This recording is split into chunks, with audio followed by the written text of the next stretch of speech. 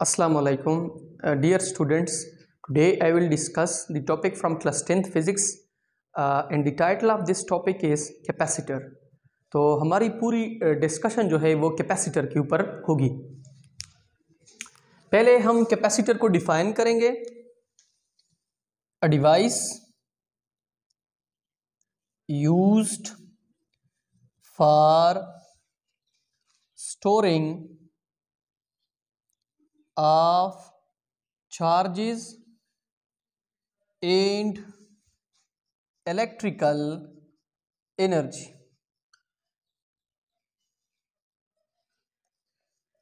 Capacitor एक device है जो चार्जेस को स्टोर करता है और उन चार्जेस में इलेक्ट्रिकल एनर्जी को स्टोर करता है। मैं फिर से बता रहा हूं, कैपेसिटर एक डिवाइस है, वो चार्जेस को स्टोर करता है और उन चार्जेस में इलेक्ट्रिकल एनर्जी को स्टोर करता है और फिर उसी इलेक्ट्रिकल एनर्जी को हम क्या करते हैं, यूटिलाइज करते हैं, उसको इस्तेमाल करते हैं। कैपेसिटर जो है इसके टाइप्स में पैरेलल प्लेट कैपेसिटर भी है,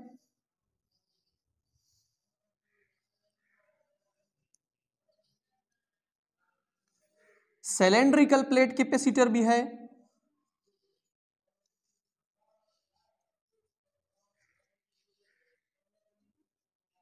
स्फेरिकल प्लेट कैपेसिटर भी है,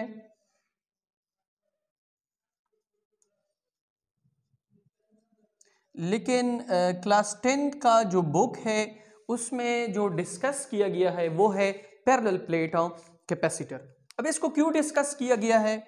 एक, ये इजी है। इजी किस चीज में इजी है?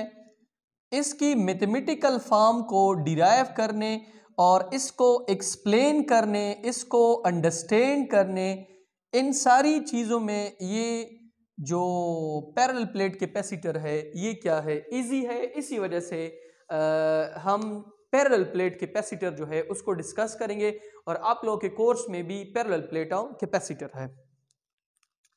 तो पैरेलल प्लेट कैपेसिटर जो है उसकी एक्सप्लेनेशन मैं यहां पे लिखता हूं।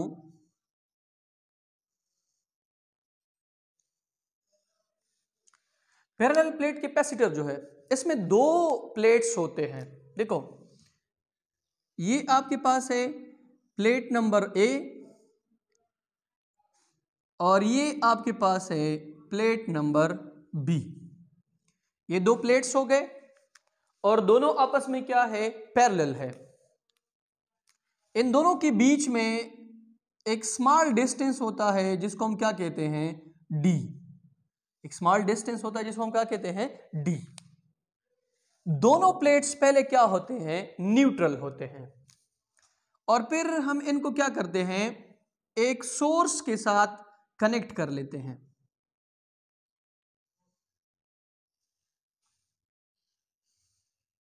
ठीक है, इस सोर्स में ये आपकी पॉजिटिव टर्मिनल है, ये आपकी क्या है, नेगेटिव। जब मैं इस बैटरी जिसकी वोल्टेज है Vs, Vs मतलब वोल्टेज ऑफ सोर्स, और बैटरी यहां पे किस चीज का काम करती है, चार्ज पंप।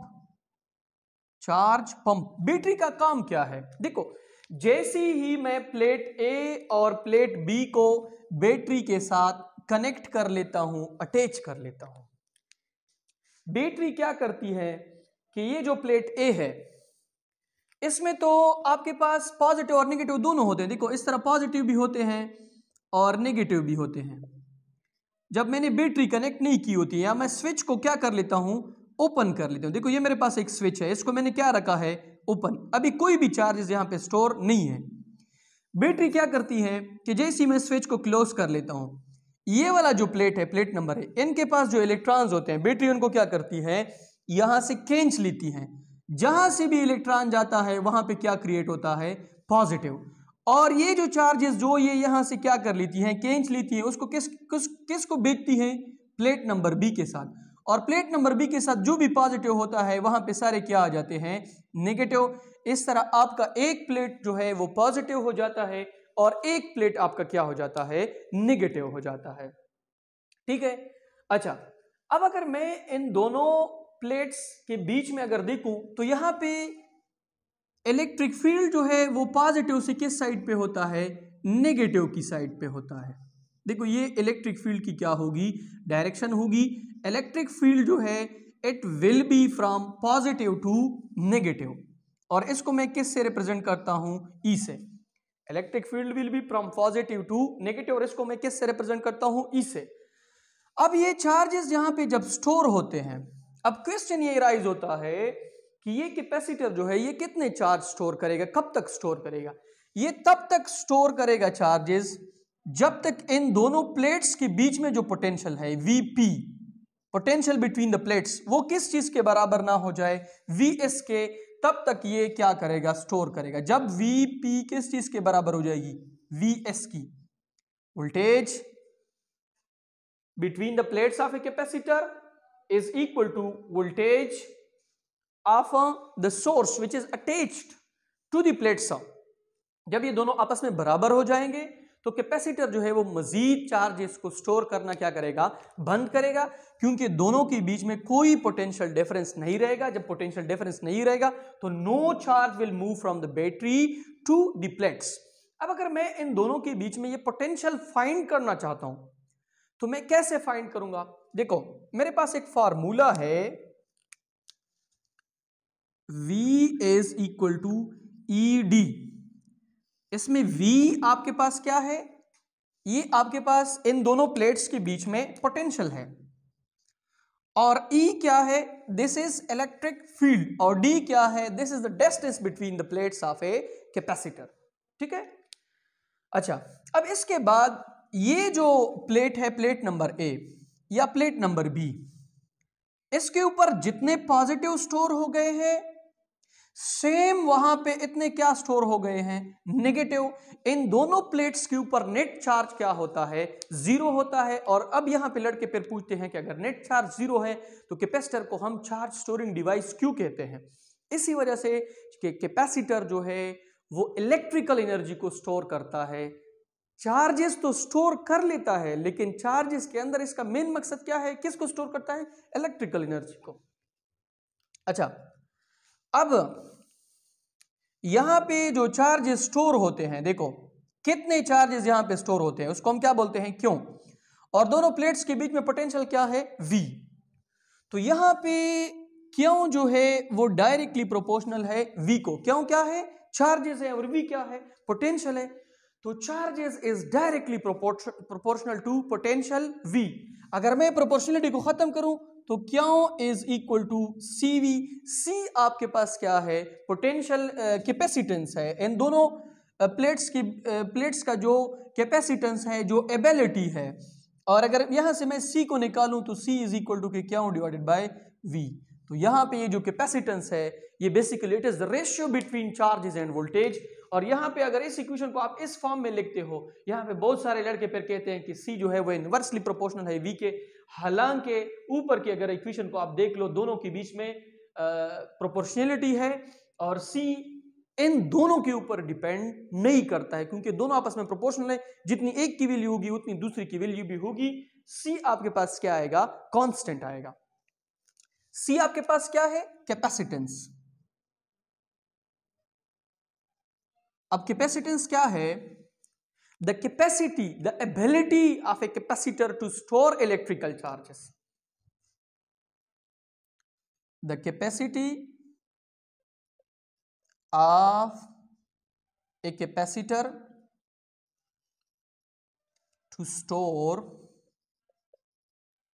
Electrical charges. एक कैपेसिटर कितने चार्जेस स्टोर करता है या स्टोर कर सकता है, उसको हम क्या बोलते हैं, ये कैपेसिटर की क्या है, कैपेसिटेंस है, ये उनकी एबिलिटी है।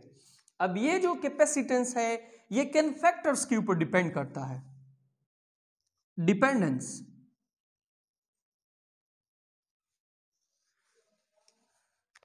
ये डिपेंड करता है एरिया के ऊपर, ये डिपेंड करता है मीडियम के ऊपर, ये डिपेंड करता है डिस्टेंस बिटवीन प्लेट्स।